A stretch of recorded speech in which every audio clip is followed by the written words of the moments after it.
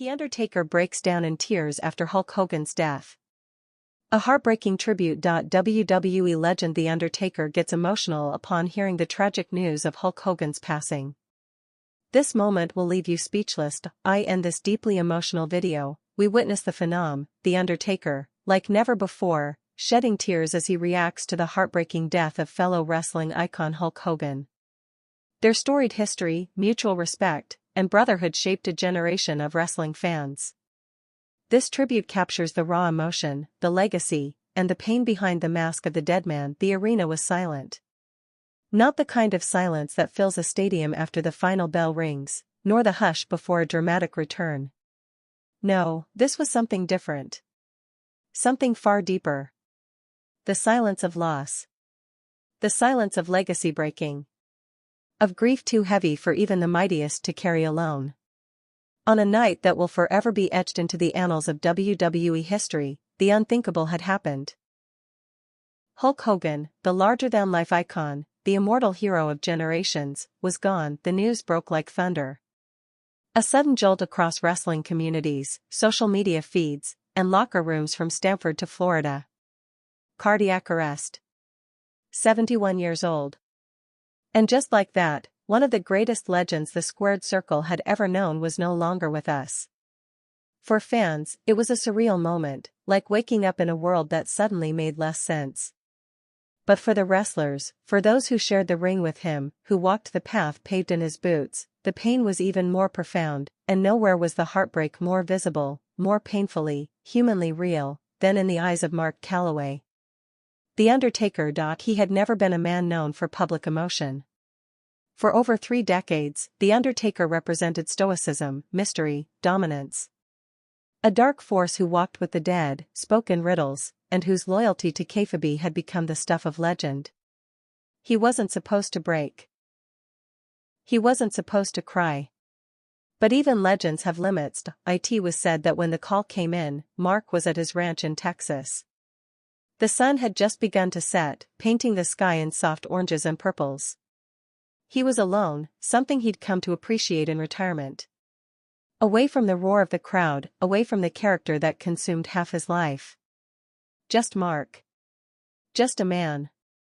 And then his phone buzzed. The screen lit up with a name he hadn't heard from in a while, a longtime friend in WWE talent relations. When he picked up, the voice on the other end was trembling. Mark, he's gone. It's Terry. It was sudden. Cardiac arrest. They did everything they could, but they didn't need to finish. Callaway's hand slowly lowered the phone.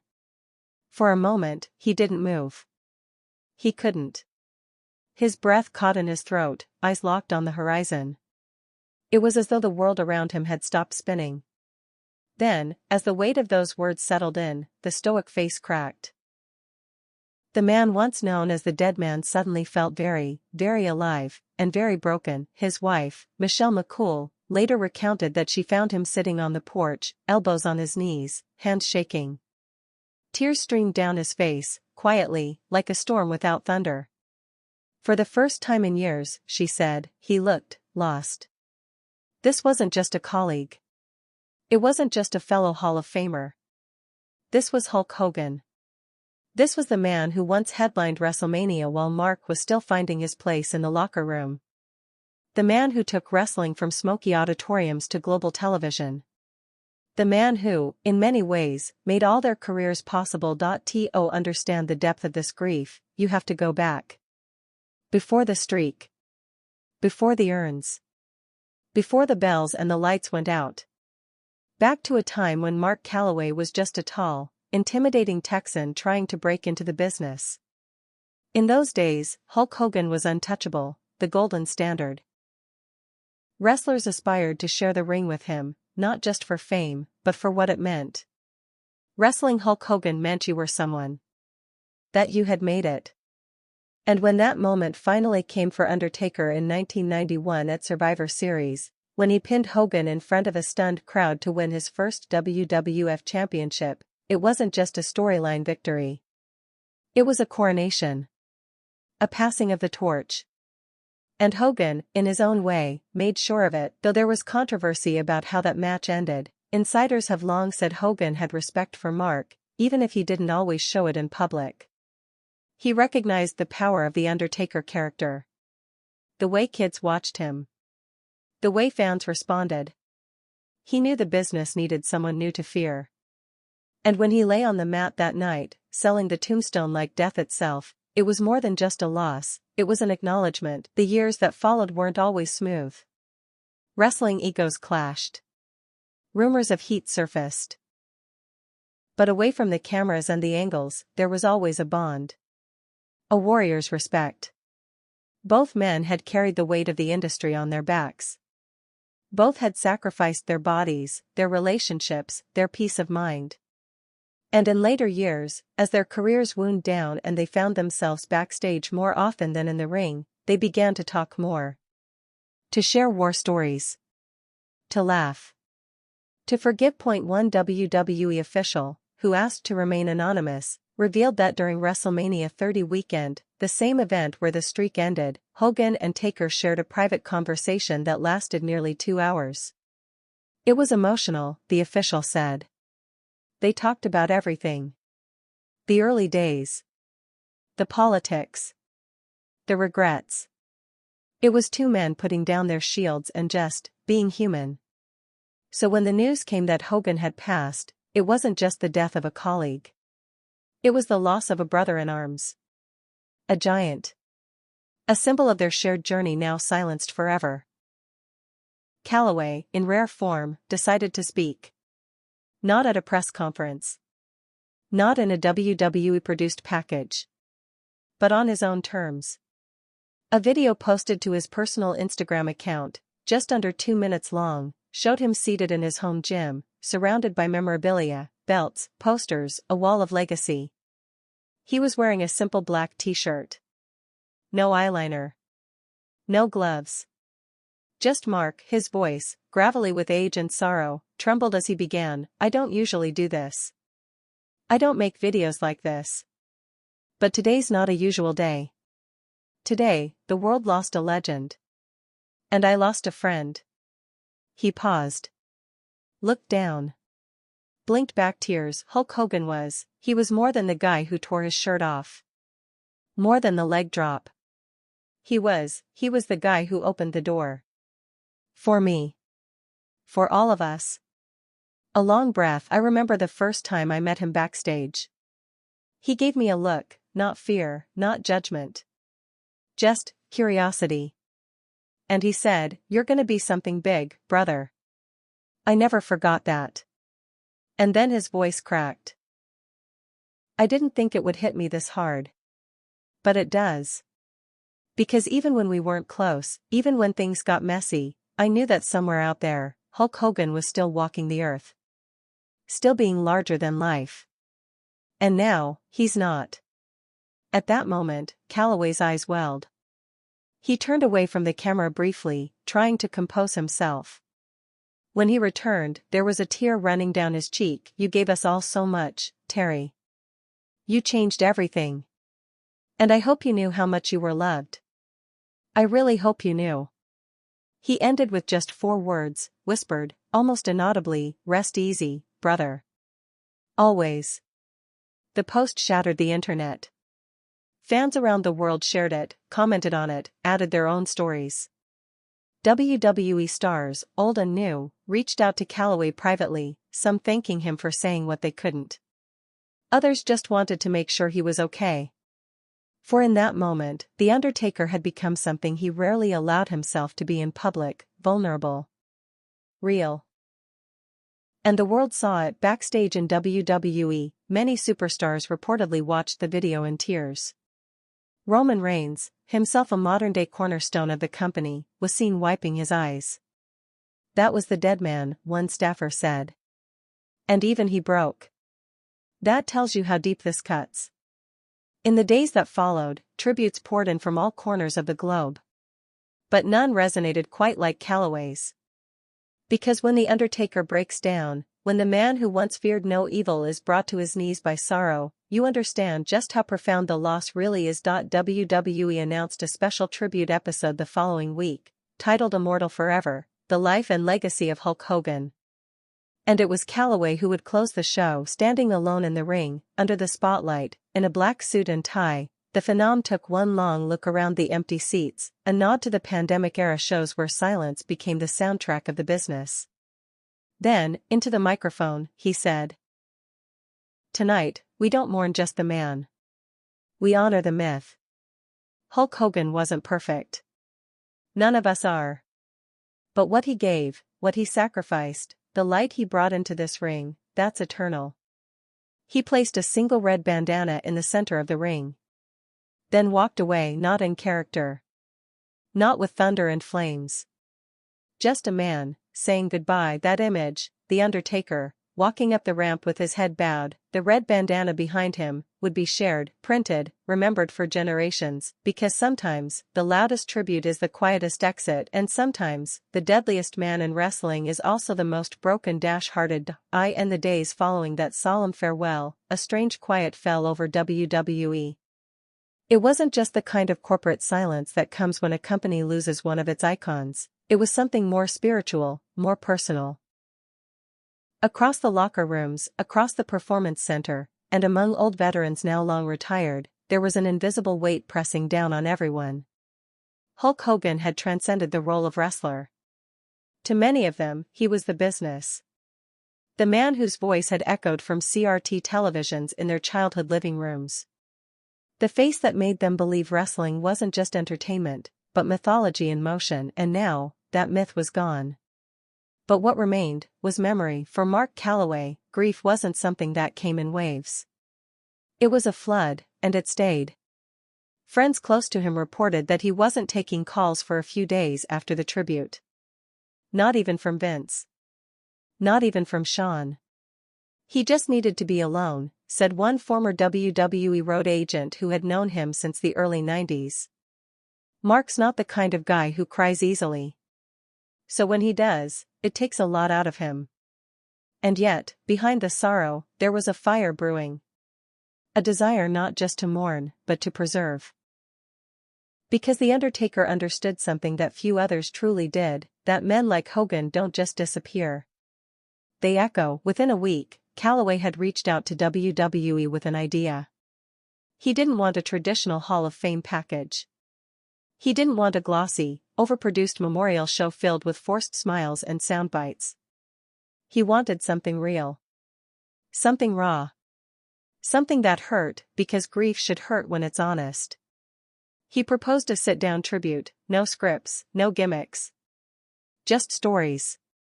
Just truth. WWE agreed. They called it Wrestling Immortals, Remembering Hogan. A simple black backdrop. A single chair. One wrestler at a time. And Mark Calloway was the first. When the cameras rolled, there was no fanfare. No pyro. Just a man sitting in the dark, his voice low, his eyes heavy with memory. I think the first time I realized who Hulk Hogan really was, not just in the ring, but in life, was in '91. I had just beat him for the title at Survivor Series. And I remember sitting in the locker room, still sweating, adrenaline crashing, when he walked in. He didn't have to say anything. He could have walked right past. But he sat down next to me, slapped me on the back and said, "Welcome to the top, big man. Now let's see if you can carry it." Calloway smiled faintly, then shook his head. It wasn't a compliment. It was a challenge. And that was Hogan.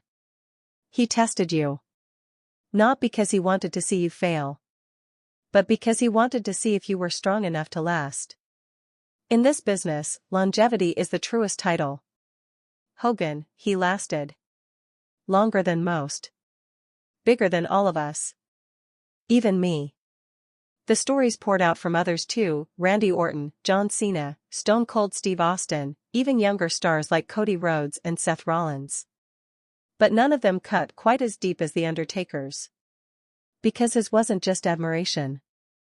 It was pain. I don't think I ever told him this, Calloway continued. But back in 2003, when I was having doubts about continuing, my body was wrecked, my mind was tired, Hogan called me out of the blue. We hadn't spoken in months. And he just said, "Brother, don't you dare quit. You've got more in you. You're not done until you say you're done. That phone call kept me going. He probably saved my career.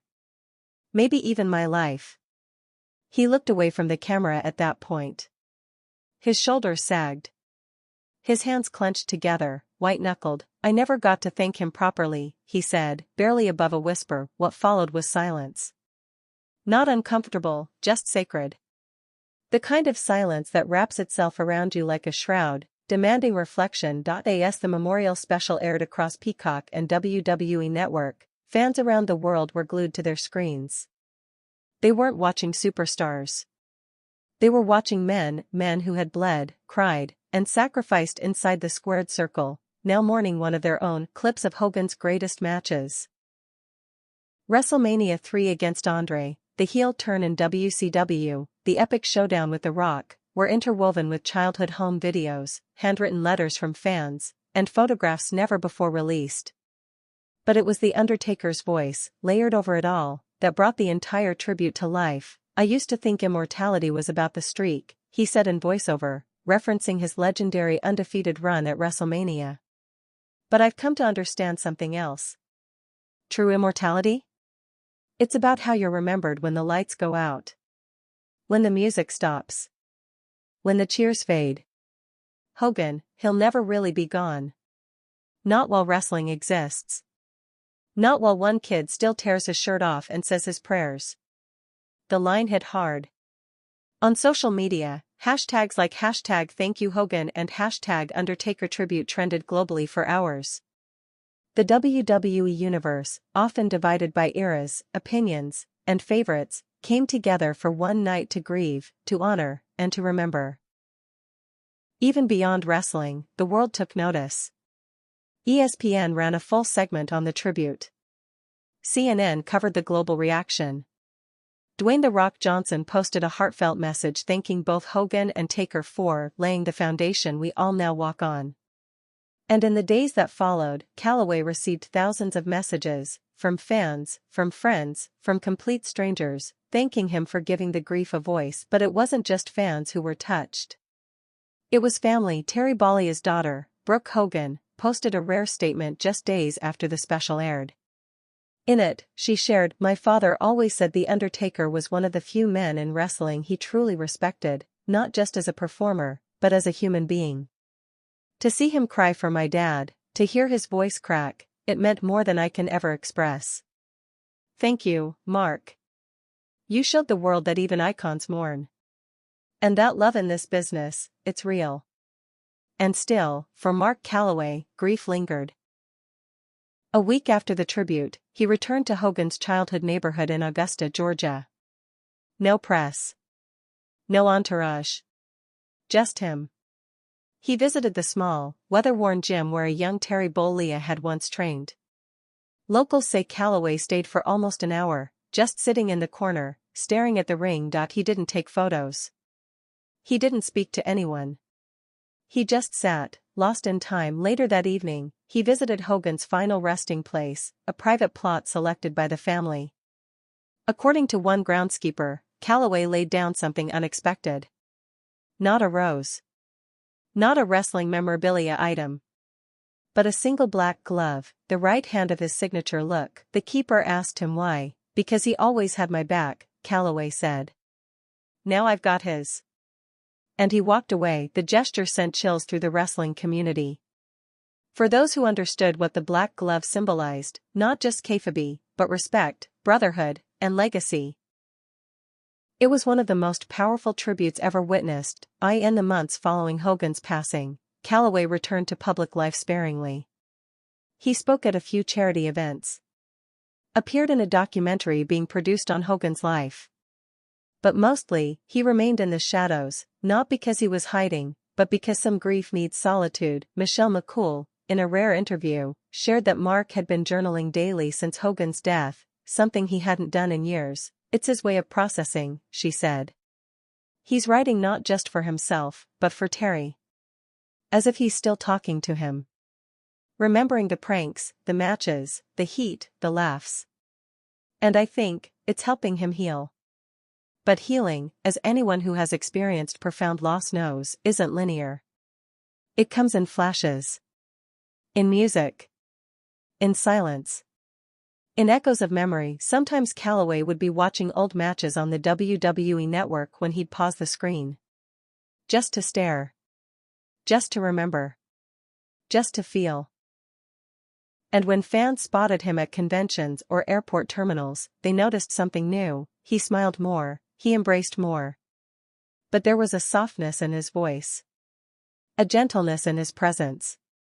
As if saying goodbye to Hogan had stripped away the last layer of armor that the dead man had worn for decades. He still carries the weight, said Batista, one of his close friends. But he carries it like a man who knows the value of pain. Who knows what it means to love this business so deeply, it hurts. As WrestleMania season rolled around again, there were whispers backstage. Would The Undertaker return for a final tribute? Would he don the hat and coat one last time? But sources close to him say he had already made peace with the answer. I gave everything I had in that ring, Calloway said. And now, I give my memories to those who need them most. And perhaps that, more than anything, is what Hulk Hogan's death revealed. Not just the end of a chapter, but the continuation of a legacy lived through others. Through fans. Through peers.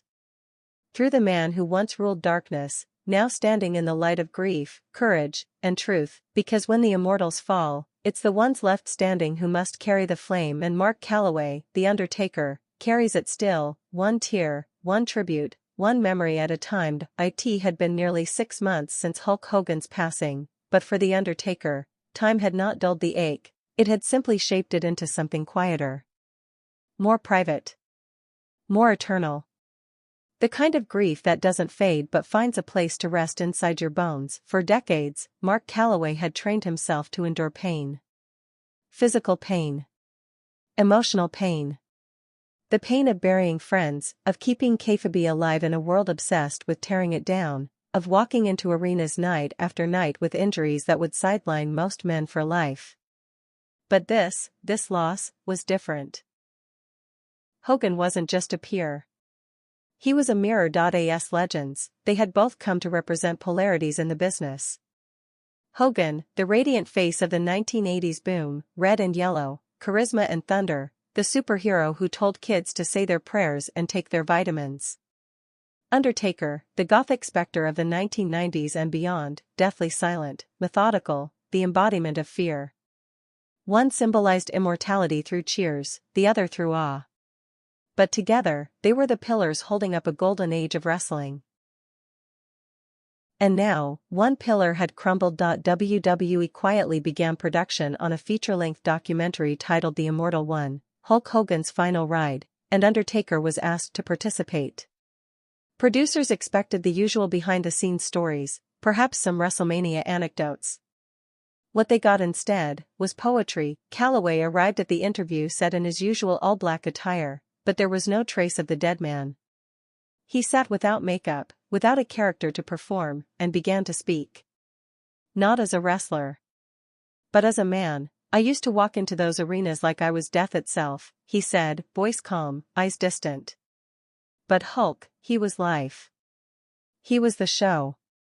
You heard that guitar riff, that real American beat, and every kid in the building stood up. Me? I was the one who made em sit down.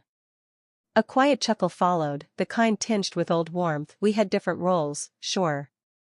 But we were building the same thing. Same house. Same dream. He grew still, his hands folded on his lap.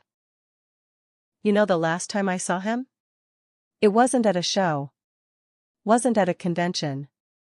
It was at a kids' cancer fundraiser in Orlando. No cameras. No fans. Just us and some sick kids who didn't know us from Adam. Terry sat on the floor with a little boy in a wheelchair, flexing and smiling like he was still headlining the Garden. And I thought, that's what it's all about. That's what stays when the cheers stop. The footage went viral before the documentary even dropped. Fans, young and old, began sharing their own stories, encounters with Hogan at airports, signings, fan expos. But one thing became consistent in nearly every story: he made them feel like they mattered. That, perhaps, is what hit Calloway the hardest. Not just the loss of a fellow icon, but the loss of someone who always made room for joy. For connection. For the fans who made them who they were. In one of the final segments of the documentary, the interviewer asked Calloway directly, "If you could say one last thing to Hogan, what would it be?" He didn't answer immediately. He took a deep breath, removed his cap, and looked down at his hands. "I'd say, thank you. Thank you for showing me how to carry a business. Thank you for forgiving me when I needed it. And thank you for reminding me that even in this brutal world we lived in, there was still room to smile." A pause, and I'd tell him, "I miss you, brother. Every damn day." By the time the documentary aired on Peacock, it had already become one of WWE's most anticipated special features in years. Fans across generations watched as grown men cried on camera, as larger-than-life personas gave way to fragile humanity, as The Undertaker, arguably the most protected character in wrestling history, let his mask fall for the world to see what lay beneath. But even beyond the screen, the tribute continued. At WrestleMania 42, held in Houston, Texas, just miles from The Undertaker's own home, WWE announced a special segment. The lights dimmed. The crowd fell to a hush. A massive banner descended over the stage, featuring a young Hogan mid-pose, smiling wide, surrounded by the words, "Forever Immortal." Then came the familiar gong. The stadium erupted. Smoke curled over the ramp. A single spotlight lit the entrance. But instead of emerging in full Deadman attire, Calloway appeared in a sleek black trench coat, no hat, no gloves, just a look of solemn strength. He walked slowly to the ring, his eyes scanning the crowd, his face a stone etched with loss and love. Inside the ring stood an empty pair of red and yellow boots. No music. No announcer.